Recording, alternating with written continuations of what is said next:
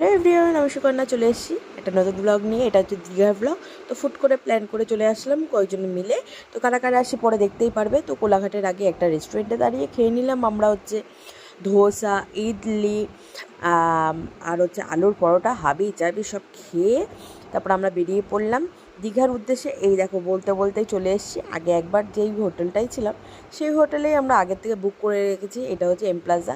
তো হোটেলটা মোটামুটি খুবই সুন্দর আর একদম বিচের কাছে। আমরা এসে হচ্ছে নিউ দীঘায়।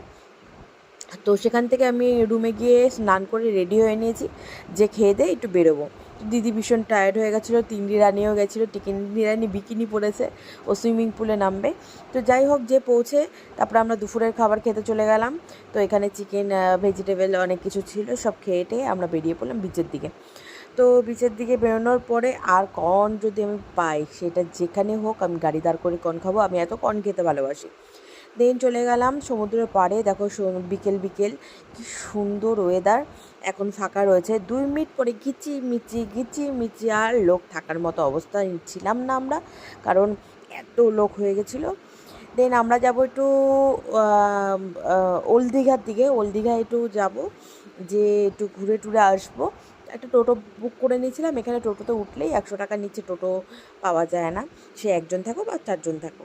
সেখান থেকে ঘুরে টুরে আমরা তারপরে রুমের দিকে রওনা দেবো। তার আগে আমরা রাস্তায় মিলে খেয়ে নিয়েছি হচ্ছে হাজি বিরিয়ানি। এটা হচ্ছে নিউ দীঘায় ছিল, মোটামুটি খারাপ ছিল না, ভালো ছিল।